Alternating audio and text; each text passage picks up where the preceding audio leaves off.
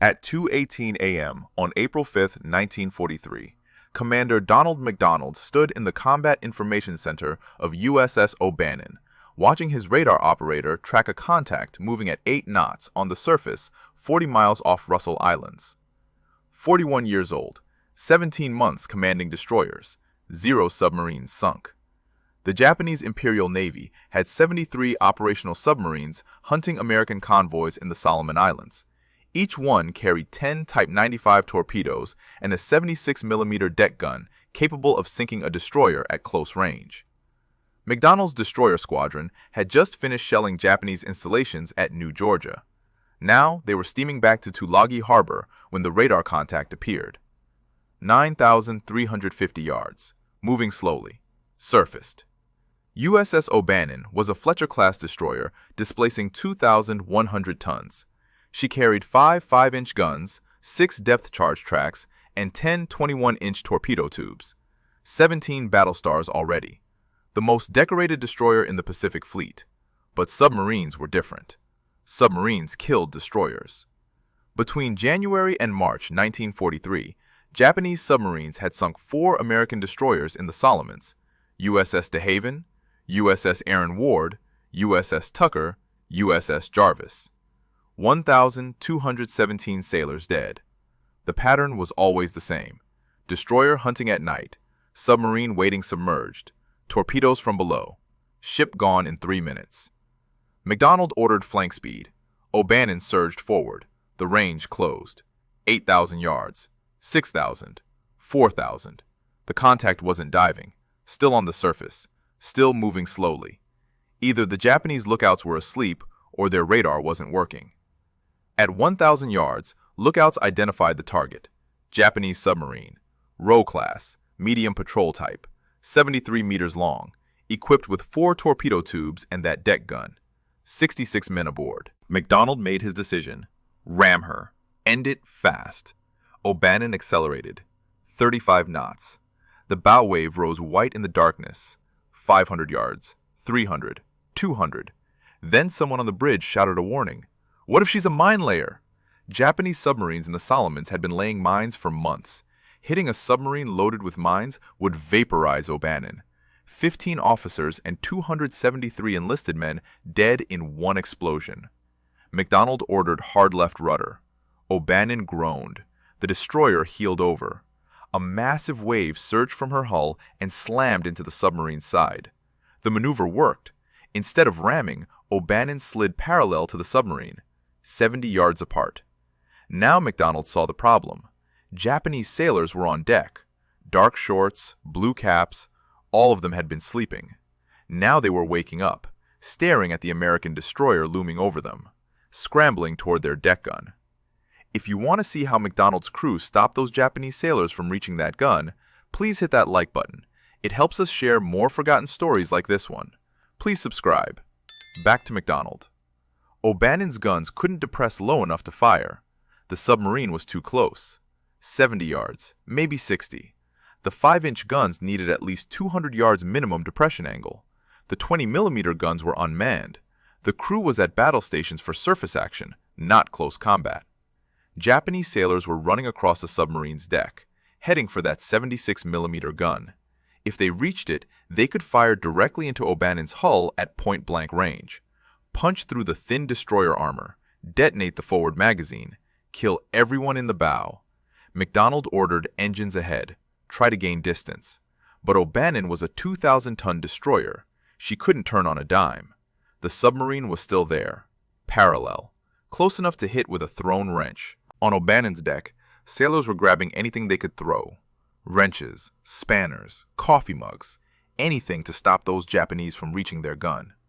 Then someone opened a storage locker near the forward deck house. Inside were sacks of potatoes. Maine potatoes. Part of the crew's food supply. And someone had an idea that would either buy them 30 seconds or get them all killed. Seaman First Class Ambrose Hardin grabbed the first potato. Round, firm, about the size of a hand grenade. He threw it at the nearest Japanese sailor running toward the deck gun. The potato hit the man in the shoulder. The sailor stopped, stared at the brown object rolling across the submarine's deck, then dove for cover. More O'Bannon sailors grabbed potatoes, threw them, one after another. The Japanese sailors stopped running, started dodging, picking up the potatoes, examining them, then throwing them back at the Americans or heaving them over the side into the black water. The Japanese thought they were grenades. They had to be grenades. What else would Americans throw at them in combat? Hand grenades looked similar, round, brown, about the same weight. In the darkness at 70 yards, a Maine potato and a Mark II fragmentation grenade were identical. Gunner Bud Moreau threw 6 potatoes in 30 seconds. Each one hit the submarine's deck. Japanese sailors scrambled to get rid of them, threw them overboard, threw them back, never reached the deck gun. The 76mm cannon sat unmanned, silent. George Starkey stood on the amidships searchlight platform. He had the best angle, could see the entire submarine deck. He watched Japanese sailors running in panic, throwing potatoes into the sea, waiting for explosions that never came. The whole scene was insane. A destroyer fighting a submarine with vegetables. MacDonald used the time, ordered engines ahead full. O'Bannon surged forward. The range opened. 80 yards, 100, 150. The potatoes kept flying. The Japanese kept dodging. Still hadn't figured out they weren't grenades. At 200 yards, MacDonald ordered, "Cease potato throwing." The 5-inch guns could depress now. Gun crews swung the barrels down, loaded high-explosive shells. The submarine was still on the surface, still parallel. The Japanese were still throwing potatoes overboard. MacDonald ordered, "Commence firing." Gun number 2 fired first. 5-inch high-explosive shell, direct hit on the conning tower. The explosion tore through the submarine's pressure hull. Metal fragments sprayed across the deck. Japanese sailors dove for the hatches. Gun number 4 fired. Another hit. The submarine's deck gun mount exploded.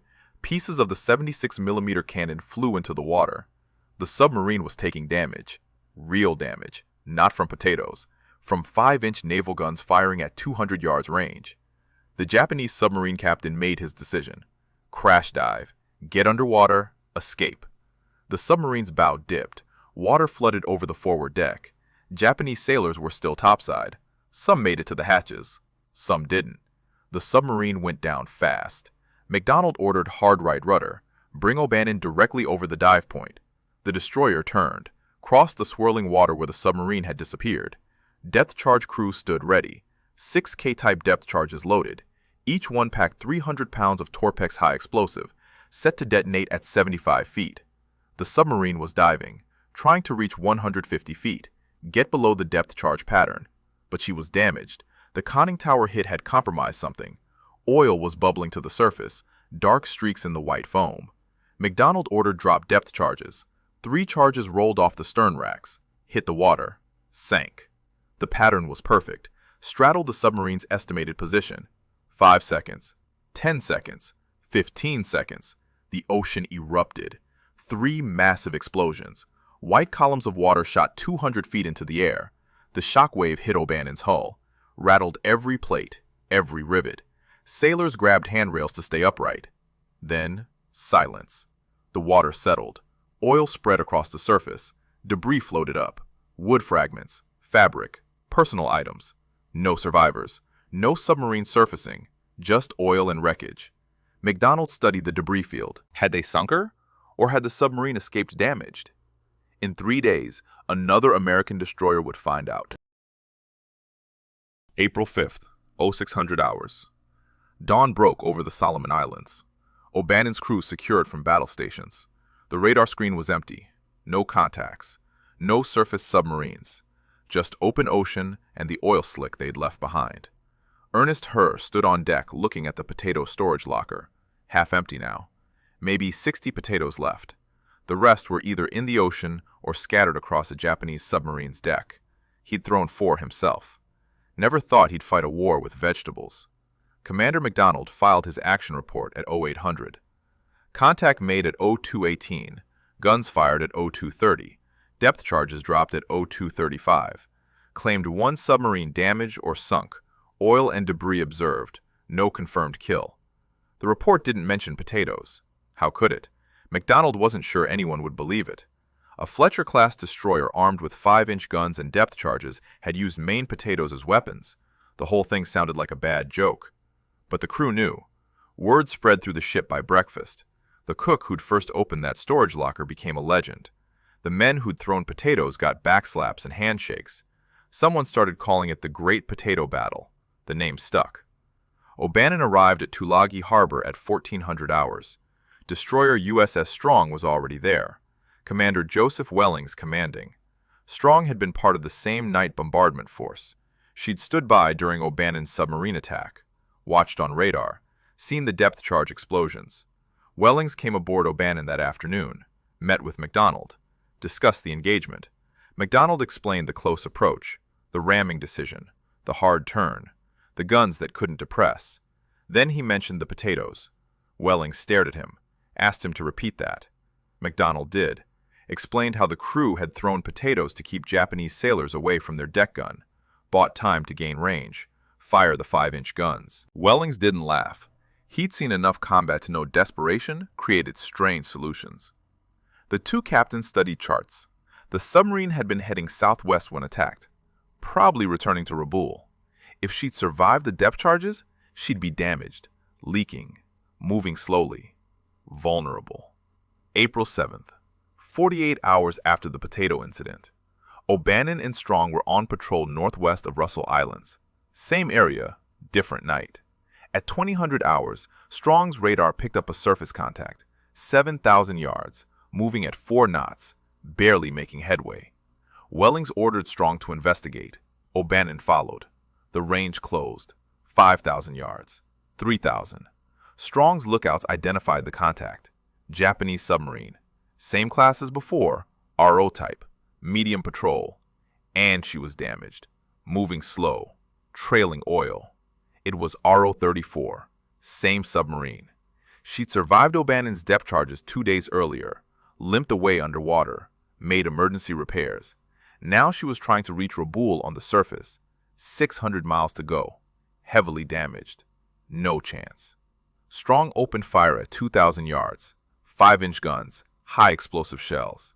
The first salvo hit the submarine's pressure hull. 3 direct hits. Metal screamed. The conning tower buckled. Japanese sailors scrambled topside, tried to man the deck gun. Failed. O'Bannon joined the barrage. Both destroyers firing. 10 5-inch guns hammering the submarine. Shell after shell.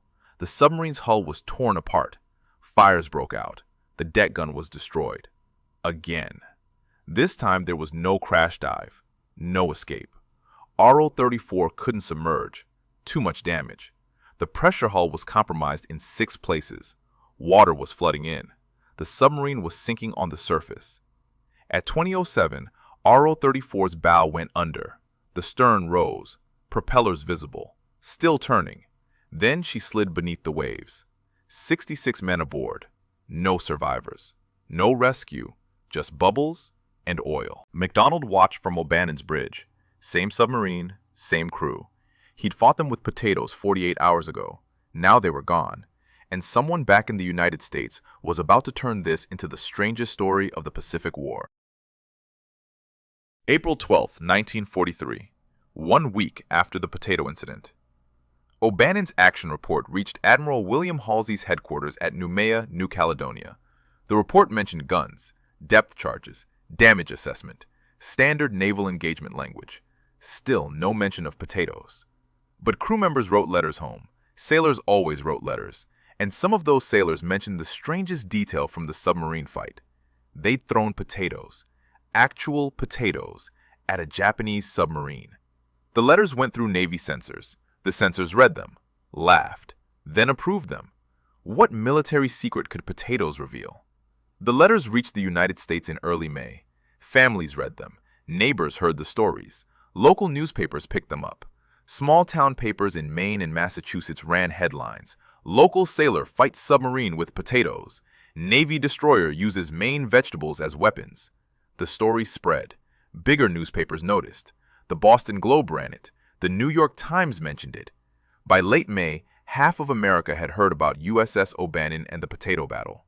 The details got bigger with each retelling. Some versions claimed the potatoes had actually sunk the submarine. Others said Japanese sailors thought they were bombs. The Maine Potato Growers Association heard the story in early June. They held an emergency meeting in Presque Isle, discussed the publicity opportunity. Maine potatoes had fought in combat, saved American lives. This was marketing gold.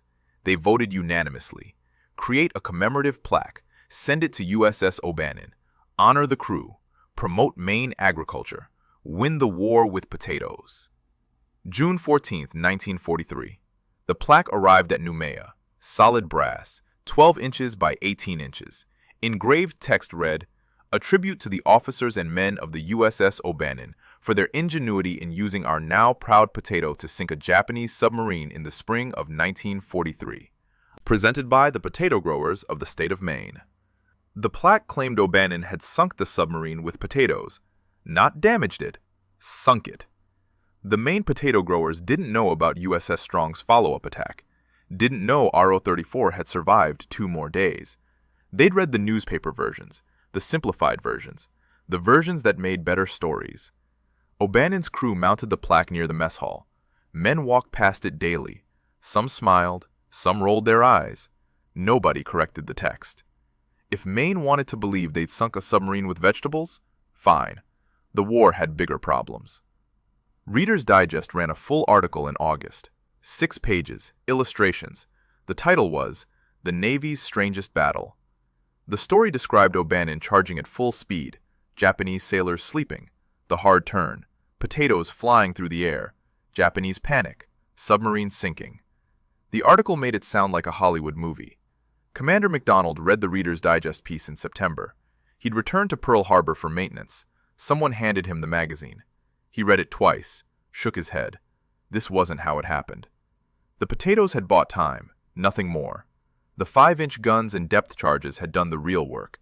He started telling people the truth. The potatoes were thrown, yes, but they didn't sink anything. The submarine had survived. USS Strong had finished the job 2 days later. Some people listened. Most preferred the legend. The story kept growing. New versions appeared. Some claimed Japanese sailors had abandoned ship because of the potatoes.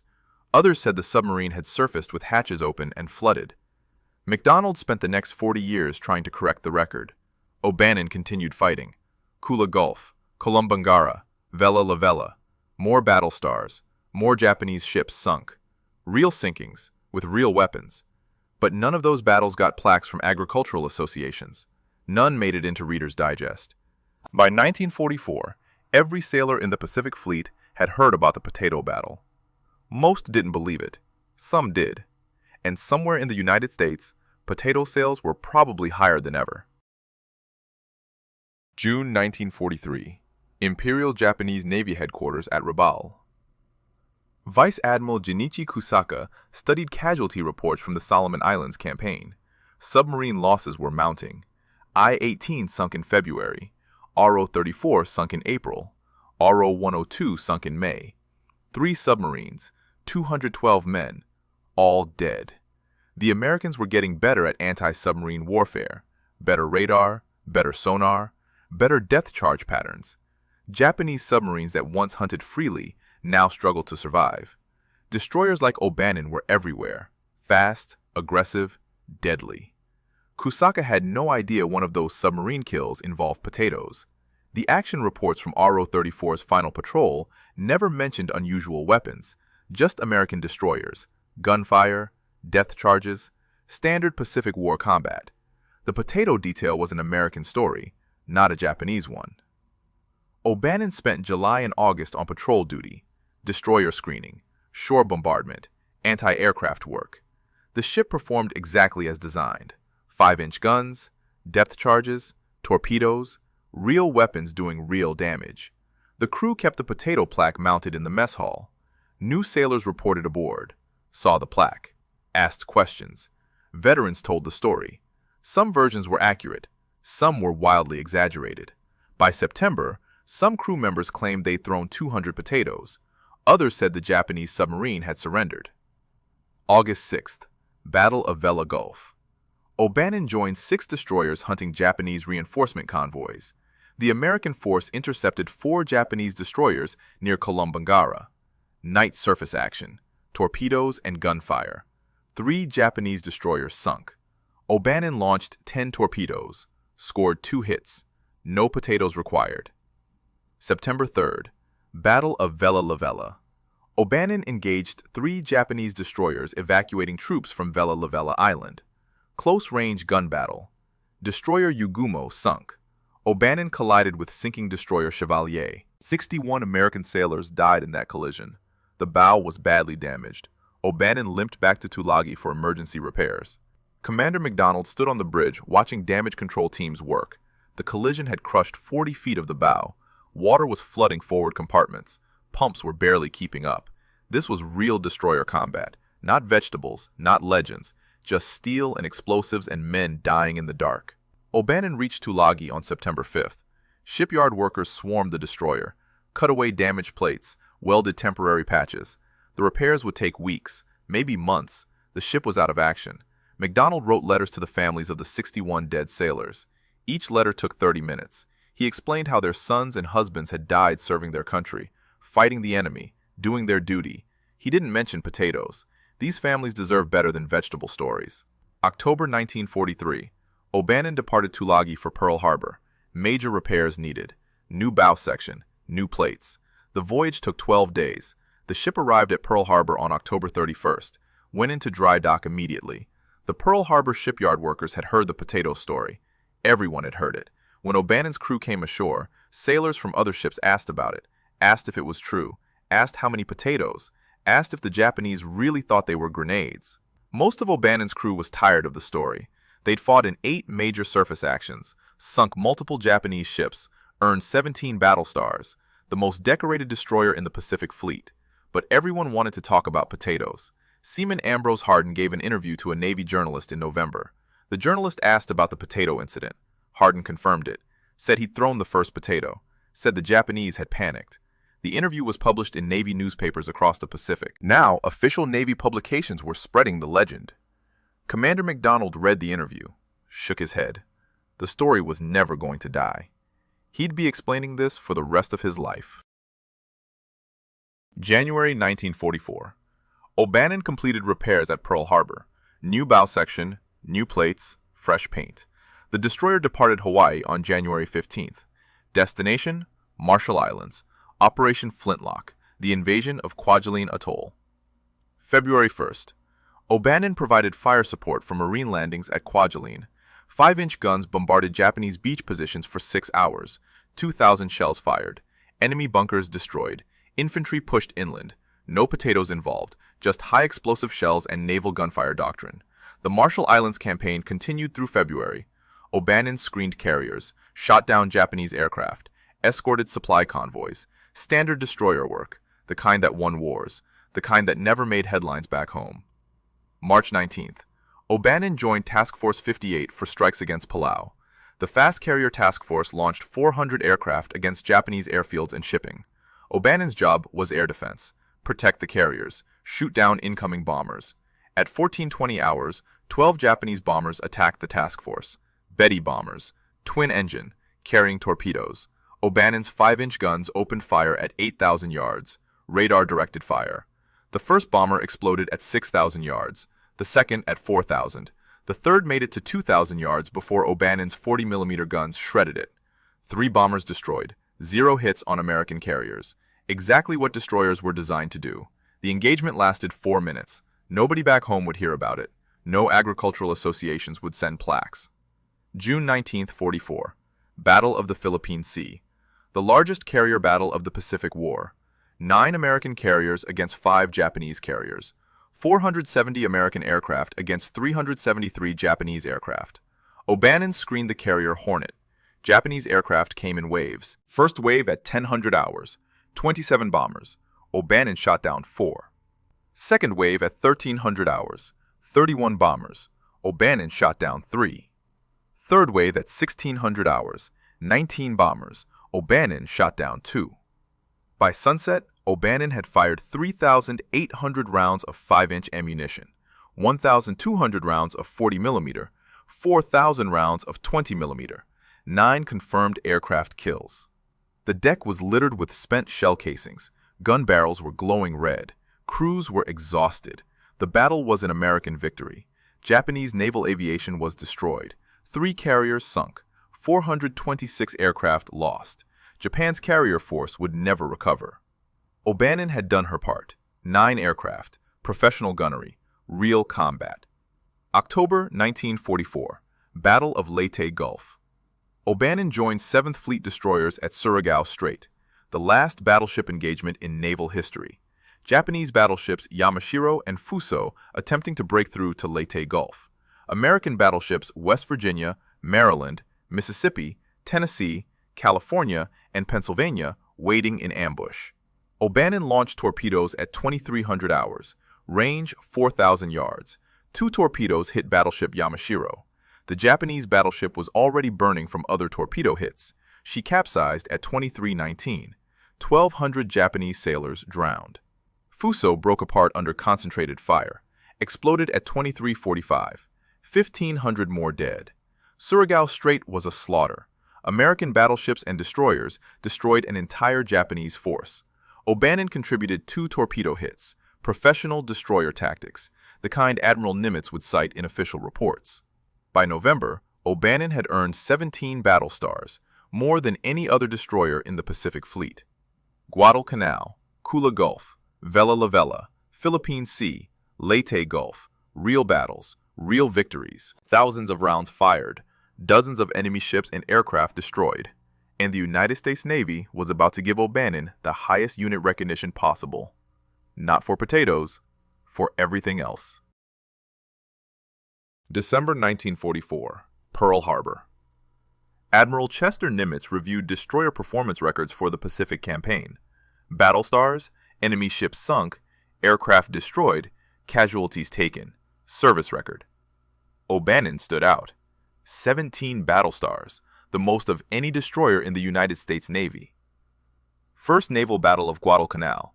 Damage to battleship Hiei, 3 submarines engaged, 23 aircraft destroyed, 4 Japanese destroyers sunk. Philippine Sea, Leyte Gulf. 32 months of continuous combat operations. Nimitz signed the recommendation. Presidential Unit Citation, the highest unit award in the Navy, given to ships that displayed extraordinary heroism in action against the enemy. O'Bannon qualified on every measure: performance, courage, results. January 5, 1945. The citation was official. Presidential Unit Citation awarded to USS O'Bannon and her crew. The citation mentioned Guadalcanal, surface actions, air defense, submarine warfare, professional performance under fire. It did not mention potatoes. Commander MacDonald received the news at sea. O'Bannon was screening carriers off Luzon. He read the citation to the crew over the ship's intercom. 290 men listened. Some had been aboard since Guadalcanal. Others were replacements. All of them had earned this. The war continued. O'Bannon bombarded Iwo Jima in February, supported Marine landings, provided naval gunfire for 3 weeks, fired 8,000 rounds, destroyed Japanese gun positions. Standard destroyer work, the kind that won islands. April through June, Okinawa Campaign. O'Bannon joined the radar picket line, the most dangerous assignment in the Pacific. Destroyers positioned 50 miles from the fleet, early warning against kamikaze attacks. Japanese suicide planes came in waves, hundreds of them. O'Bannon shot down 11 kamikazes at Okinawa. Radar-directed fire, proximity-fused shells. The new Mark 32 fire control system worked perfectly. 5-inch guns could track aircraft at 12,000 yards, engage at 8,000, destroy at 4,000. Professional anti-aircraft gunnery. 16 destroyers were sunk on radar picket duty at Okinawa. O'Bannon survived. Luck, training, equipment, all 3. The crew called her Lucky O, not because of potatoes, because she'd fought in every major battle and brought her crew home. August 15, 1945, Japan surrendered. The war was over. O'Bannon had been at sea for 40 months, steamed 218,000 miles, fired 43,000 rounds of 5-inch ammunition, launched 90 torpedoes, shot down 34 aircraft, engaged 8 Japanese surface ships, 3 submarines. September 2nd, Tokyo Bay. Admiral William Halsey personally selected O'Bannon to escort battleship Missouri to the surrender ceremony. Halsey's message was clear. He wanted the most decorated destroyer in the Pacific Fleet present, the ship that had fought from Guadalcanal to Japan's doorstep. O'Bannon anchored 400 yards from Missouri. MacDonald stood on the bridge watching Japanese officials sign the surrender documents. He'd commanded O'Bannon for 37 months, longer than any other destroyer captain in the war. Survived when 800 other destroyer skippers had been killed or relieved. The Navy promoted MacDonald to captain in October, gave him command of a cruiser. He left O'Bannon in November. His replacement was Commander Ralph Hubbard. Good officer, combat experienced, but he hadn't been there for Guadalcanal, hadn't been there for the potato incident. O'Bannon sailed from Tokyo Bay to San Francisco in November, arrived December 2nd. The crew went on leave. Most would be discharged within weeks. The ship would be decommissioned, placed in reserve. The war was over. The Navy was shrinking, but that potato plaque was still mounted in the mess hall, solid brass, still claiming O'Bannon had sunk a submarine with Maine vegetables. And the legend was about to outlive the ship by 80 years. March 19, 1946. USS O'Bannon was decommissioned at San Diego. The crew was discharged. The ship was towed to the reserve fleet, mothballed, sealed, preserved. Just another Fletcher-class destroyer among hundreds. That brass potato plaque went into storage somewhere. Naval records don't specify where. Some say it stayed mounted in the mess hall when the ship was sealed. Others claim a crew member took it home. The Maine Maritime Museum displayed a plaque matching that description until the 1970s. Then it disappeared. Lost. Stolen. Nobody knows. Donald MacDonald retired from the Navy in 1953. Captain, 2 Navy Crosses, 3 Silver Stars, 2 Legions of Merit, 2 Bronze Stars. The most decorated destroyer commander of World War II. He settled in California, raised a family, worked in defense contracting. For the next 40 years, people asked him about the potato story. Journalists, historians, veterans groups. He told them the same thing every time. The potatoes bought us time. Nothing more. USS Strong sank that submarine 2 days later. We didn't sink anything with vegetables. Nobody listened. The legend was better than the truth. Newspapers kept running the story. Destroyer sinks submarine with potatoes. Reader's Digest reprinted the article in 1952. Coronet magazine ran their version in 1953. Each retelling made the story bigger. MacDonald died in 1995, age 93. His obituary in the Los Angeles Times mentioned the potato incident. Not Guadalcanal, not the presidential unit citation, not 17 battle stars, just potatoes. USS O'Bannon sat in reserve until 1970. The Navy struck her from the register. She was sold for scrap in 1971, cut apart, melted down, recycled. The most decorated destroyer in World War II became razor blades and rebar. But Seaman First Class Ambrose Hardin lived until 2006. He gave interviews in the 1990s, confirmed he threw the first potato, said the Japanese panicked, said they thought they were grenades. His testimony kept the legend alive. Gunner Bud Moreau died in 2009, George Starkey in 2012, Ernest Herr in 2003. Each one told the potato story before they died. Each one confirmed it happened. Not the way the newspaper said, but it happened. The story survives because it's strange, because it's funny, because in a war that killed 60 million people, one moment of absurd improvisation stands out. Sailors throwing potatoes at a submarine, the enemy fleeing in panic, nobody dying from vegetables. But O'Bannon's real legacy isn't potatoes. It's 32 months of combat, 17 battle stars, presidential unit citation, 8 major surface actions, 34 aircraft destroyed, 290 men who served, 229 who came home alive. Those men fought with 5-inch guns, depth charges, torpedoes, professional naval tactics. They earned their decorations with steel and courage, not vegetables. The potatoes were 30 seconds out of 32 months.